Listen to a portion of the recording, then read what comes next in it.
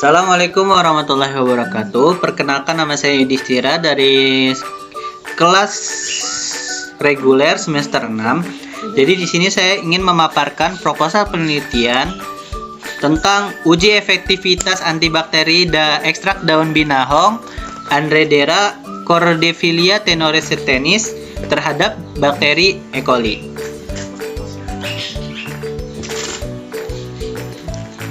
Yang pertama ialah latar belakang.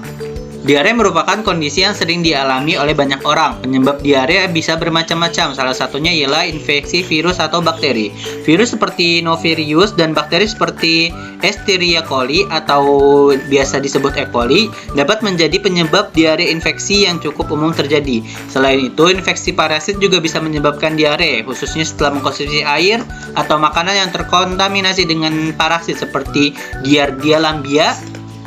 Menurut Departemen Kesehatan Banten, 48.475 orang penduduk Banten telah terpengaruh oleh diare, dengan 23.578 diantaranya mereka masih balita.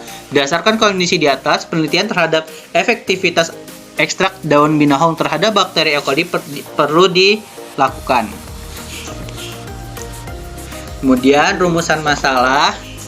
Yang pertama ialah, apakah ekstrak tanaman binahong efektif untuk dijadikan obat diare? Kemudian, apakah perbedaan konsentrasi ekstrak tanaman binahong mempengaruhi aktivitas bakteri E. coli? Dan yang terakhir ialah menentukan konsentrasi optimal tanaman binahong terhadap antibakteri terhadap bakteri E. coli. Kemudian tujuan dari penelitian ini ialah untuk mengetahui apakah tanaman binahong dapat dijadikan obat diare. Kemudian untuk mengetahui perbedaan konsentrasi ekstrak tanaman binahong yang mempengaruhi aktivitas bakteri E. coli. Dan terakhir untuk menentukan konsentrasi optimal tanaman binahong sebagai antibakteri terhadap bakteri E. coli. Kemudian manfaat penelitian. Di sini manfaat dari penelitian ini ialah meningkatkan nilai guna dari tanaman binahong, memvalidasi khasiat dari tanaman binahong secara ilmiah, dan mendapatkan konsentrasi optimal untuk ekstrak tanaman binahong sebagai antibakteri. Kemudian, hipotesis dari penelitian ini ialah tanaman binahong dapat digunakan sebagai obat diare. Kandungan bioaktif pada tanaman binahong dapat berperan sebagai antibakteri. Kemudian yang terakhir ialah perbedaan konsentrasi mempengaruhi aktivitas tanaman binahong terhadap bakteri E. coli. Kemudian, tempat dan waktu pelaksanaan. Penelitian ini akan dilakukan dalam kurun waktu 4 bulan menggunakan metode difusi Dix di Laboratorium Sekolah Tinggi Analisis Kimia Cilegon.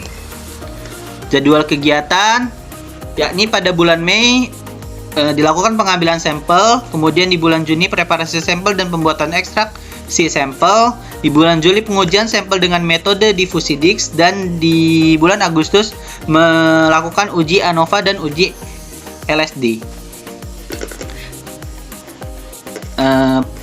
Jadi di sini di penelitian ini alat dan bahan yang digunakan ialah alatnya ada rak tabung reaksi, beker gelas 50 ml, oven, cawan Petri, tabung reaksi, plat silinder, jangka sorong digital, pipet, autoclave, inkubator, dan mikroskop.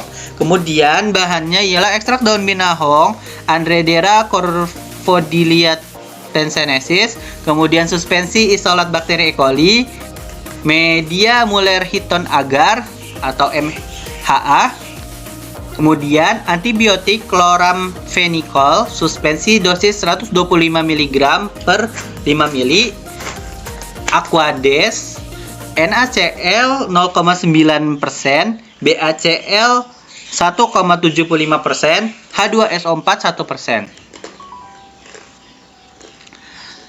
Kemudian langkah yang dilakukan ialah membuat larutan ekstrak daun binahong dengan konsentrasi 25%, 50%, dan 75%. Dengan disiapkannya larutan kontrol negatif dan kontrol positif. Membuat lapisan dasar MHA Muller-Hinton agar dengan menuangkan 25 ml MHA dengan masing-masing cawan Petri lalu dibiarkan memadat. Kemudian setelah memadat, tuangkan 10 ml campuran suspensi dan media pembenihan ke dalam cawan Petri masing-masing cawan Petri. Pada permukaan diletakkan 5 plat silinder dengan jarak sedemikian rupa.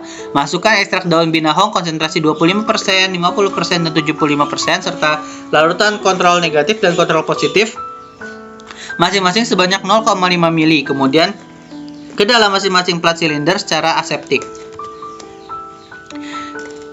Selanjutnya, pada permukaan dasar diletakkan 5 plat silinder dengan jarak sedemikian rupa. Agar MHA dibungkus dengan aluminium foil sampai seluruh cawan tertutup, kemudian dimasukkan ke dalam inkubator untuk diinkubasi pada suhu 30 derajat Celcius selama 24 jam. Kemudian ini adalah referensi dari penelitian ini. Terima kasih atas waktunya. Wassalamualaikum warahmatullahi wabarakatuh.